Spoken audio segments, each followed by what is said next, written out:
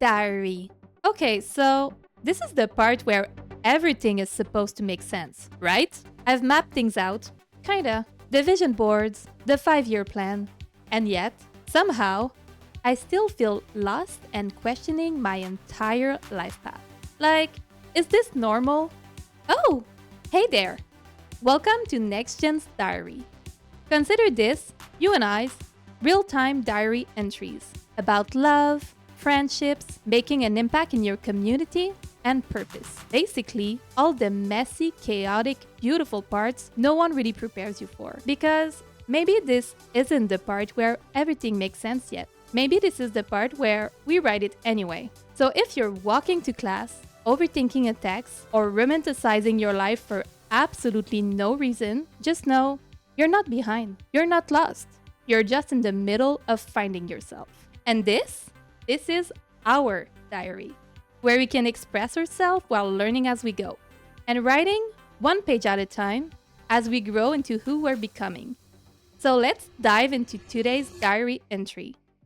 Hello, ladies. Welcome to Next Gen's Diary. Today we have with us Jacky. Hello, Jacky. Hello. How are you today? I'm doing very good. I'm happy to be here. Very Thank you for fun. accepting the invitation. Thanks for having me. Jacky, you're a creative mind and a content creator. Is there anything I forgot? That's pretty much it. I do that part time with the dreams of doing that full time. Mm-hmm. So hopefully that'll be in the future something that is my full title. We're manifesting it a little Yes, bit. there you go.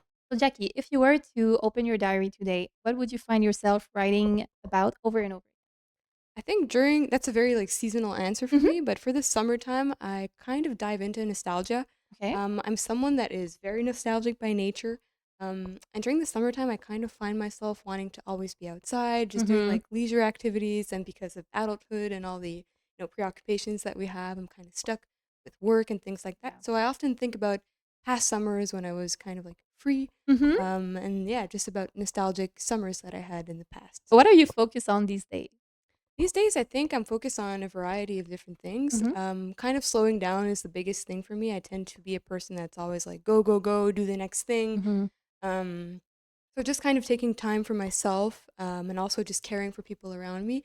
I just became an aunt, so busy with like Oh, spending a lot of time with my family and trying to build my community online. I kind of just posted things just to post, but mm-hmm. now I've realized the charm and the beauty of having a community and exchanges with people online that I would have never met otherwise. So Mm-hmm. I'm kind of trying to show my personality online a little bit more. And yeah, just working on that.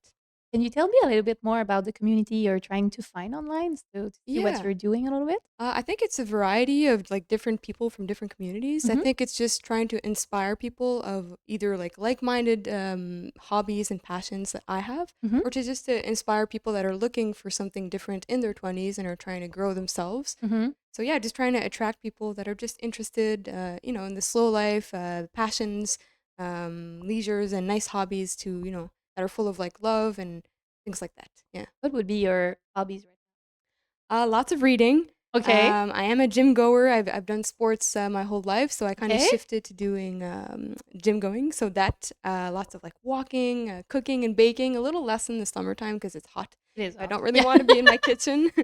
And yeah, lots of swimming and sunbathing. So just like the slow little things outside. Yeah, Yeah. and I love Yeah. that. Is there any challenge you've been through in the last year where friendship or your community show up for you?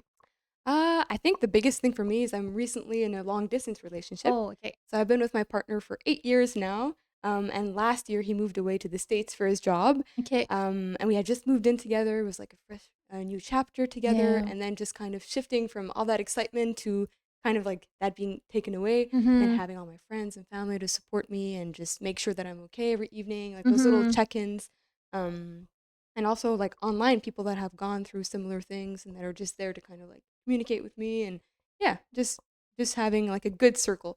I think what's important for me is like the community that I do have that I Mm-hmm. call my community are all is small, but it's all people that I chose especially knowing that they'll always be there for me. So that's what's important You for have a me. stable community, you know they will Yes. show up for you. Yes. That's the most important part. Definitely. So while you're going through all of those things, how do you take care of yourself?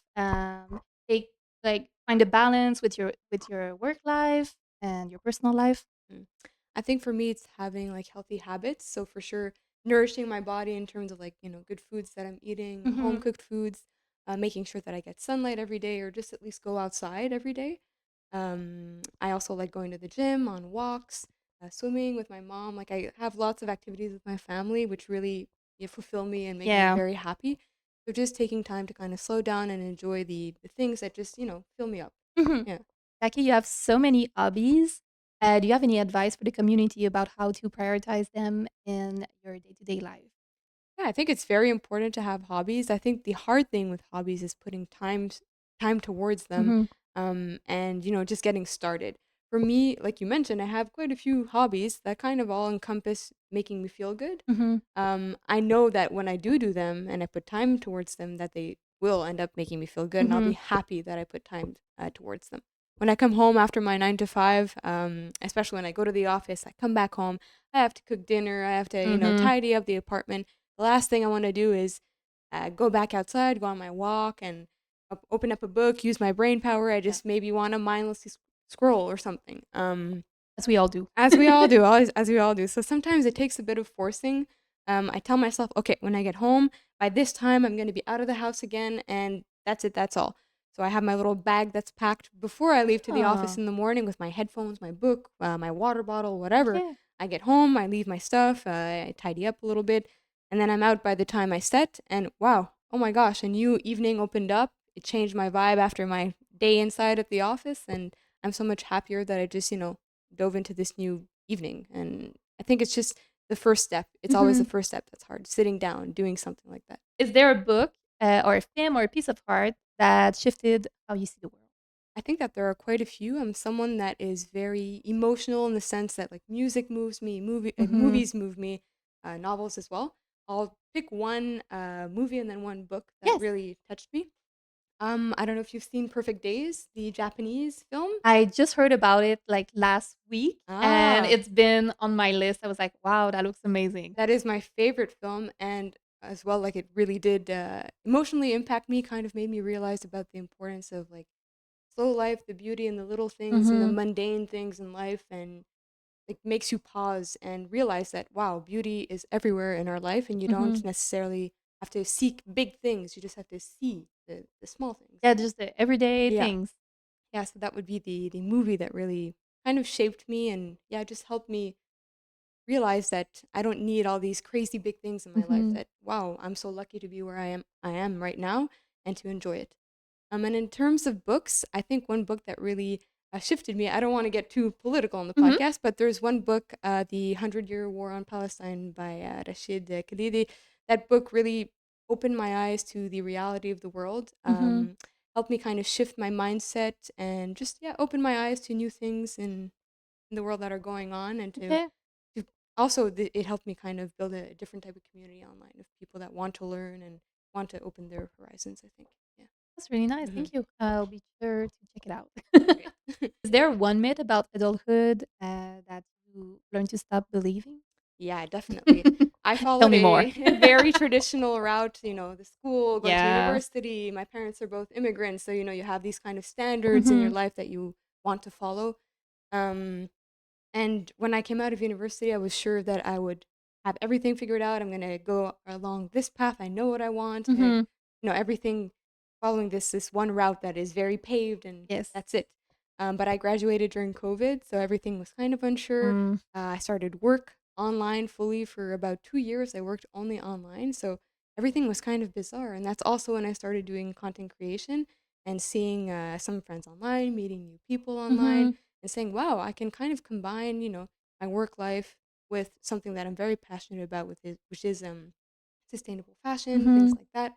So I realized, okay, I don't have to have everything figured out. It can change, Yeah. from year to year, from day to day. New things can pop up, and it's never too late to kind of shift what you want in adulthood. It's Mhm. not like, things have changed from 50 years ago to now. There's so many opportunities and possibilities. You just have to kind of go for it and put time towards it, I And think. make those like, create them for yourself also. Exactly, exactly. And also have, we were talking about community, so also having people that are there to support you, and, Mhm. it really helps to have Uplift those people. you and yeah. Exactly, exactly. You could sit down with your younger self. What would you I would tell her that it's okay to be different. I grew up in the West Island, Okay. Montreal, so a very like white dominant Mm-hmm. community. My parents are both immigrants, and I grew up, with a bit darker skin and like more hair on my Mm-hmm. arms and on my face and stuff. So I felt very different from a young age. Mm. Visibly, I was always the one that was kind of pulled out because in the West Island, in my neighborhood especially, or my school, Mm-hmm. there wasn't a lot of diversity, Mm. and I always felt very very insecure with that. Mm. But then getting into high school and CEGEP and coming downtown, you Yeah. realize, okay, that was just a small bubble, Yeah. you know? Like, Really a small bubble. so moving out of my small neighborhood made me realize, oh, there's so much more and Mm-hmm. it's okay. Like everyone is different and you just have to move and stride into life with confidence and Yeah. realize that you are unique and you're you. There's only one you and just push through that and it's going to be okay. Yeah, like Yeah.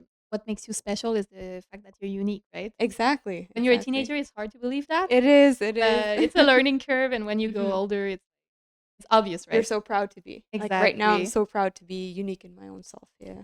That's Mhm. so cute. So, Jackie, thank you so much for coming on the podcast. It was amazing having you here. Thank you. Thank you for having me. Can you tell our community where they can follow your journey, please? Yeah. So I post mostly on Instagram under the acronym Jack Mlak. Thank you. Have a good Thank you. day. Bye.